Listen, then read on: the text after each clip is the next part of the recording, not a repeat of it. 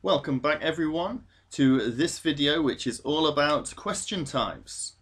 In this video I'm going to be introducing you to the 4 different question types. I'm going to be showing you how to identify which type of question you have, and then showing you what structure you need to use to answer each of the different question types. Now this is really important because essay structure links directly to the marking band criteria of coherence and cohesion. So if you want to do well in your coherence and cohesion, which you should want to do, then you're going to want to watch this video carefully. Right, let's get started. When you do your IELTS test, in the IELTS Writing Task 2, there are 4 main types of question that you may face. They are opinion questions, discussion questions, opinion and discussion questions, and situation questions. You will not know before the exam which type of question you have, so you cannot prepare just for one of those question types. It's useful to know the question type as it informs us what structure we should use in answering it. Remember, the structure you use is linked to coherence and cohesion, and it also ensures you answer the question properly, which is task achievement. So this is a really important skill to be able to develop. Now, there are certain trigger phrases that tell us what type of question you are looking at, and we'll look at those now. If when you look at your question you hear any of the following phrases, then you have an opinion question. Those phrases are: to what extent do you agree or disagree? Is this a positive or negative development? What is your opinion?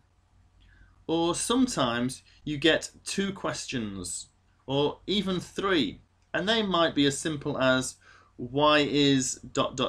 or should the ... or possibly how can ...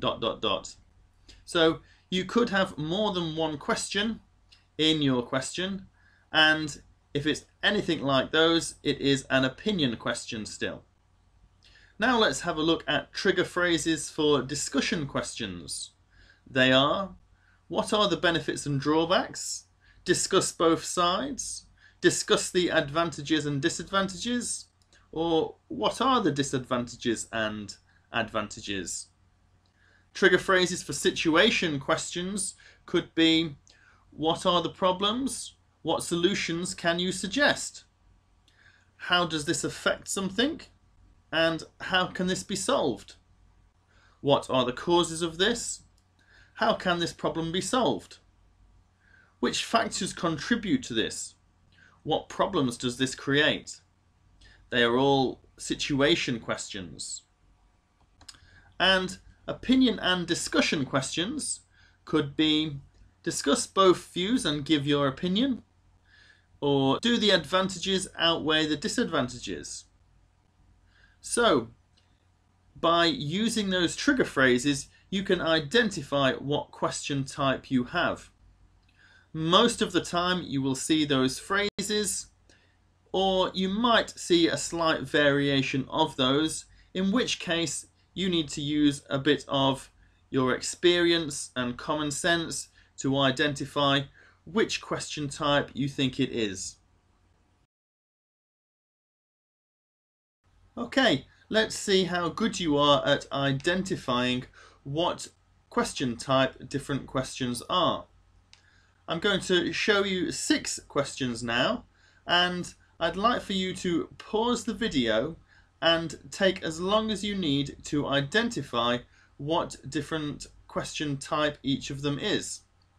Remember, the 4 types that you can choose from are opinion, situation, opinion and discussion, and discussion questions.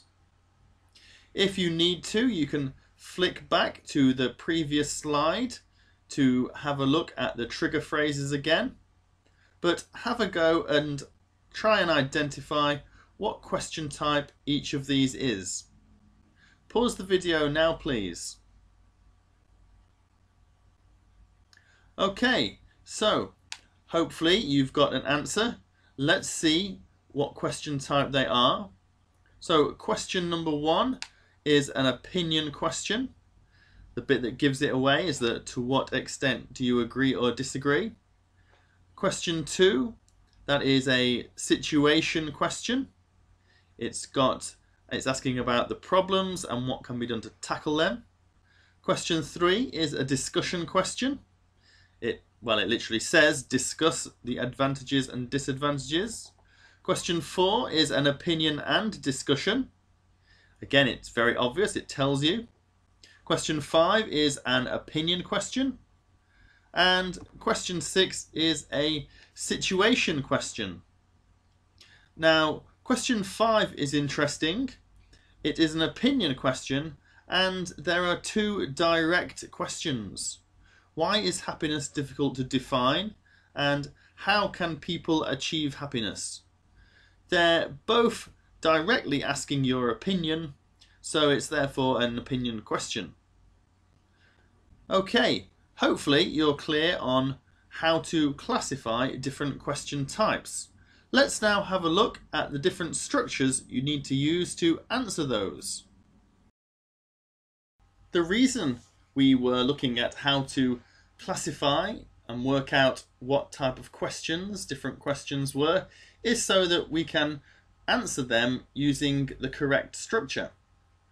So, the correct structure for an opinion essay will be to first write an introduction, and you'll do this for all of your essays. In your introduction, you'll first rephrase the question, then give your opinion and say what your essay will do. There'll be a full video explaining exactly how to do this in a later lesson. You'll then follow this with your first body paragraph, which will support your opinion with arguments, explanations and examples. And of course there's a full video explaining how to do this later as well. You'll then have your second body paragraph, which will support your opinion further with more explanations and examples. And this will be followed by a conclusion that will restate your opinion and summarize the main points of your body paragraphs. If you have a discussion essay, then you will write an introduction again. You'll rephrase the question and say what your essay will do. Notice that you won't include your opinion, as it won't have asked for it if it's a discussion essay only. You'll then have a body paragraph discussing the advantages of one side of the argument. You'll then have your second body paragraph discussing the disadvantages of the opposing side of the argument. And you'll finish this with a conclusion which summarizes the key points of your body paragraphs. If your question is an opinion and discussion essay, then your introduction will rephrase the question, give your opinion and say what your essay will do. Your body paragraph will discuss the side you disagree with first, and the second body paragraph will discuss the side you agree with second, making it clear you agree with this point of view. That makes it easier to lead into your conclusion, where you will restate your opinion and summarize the main points of your body paragraphs.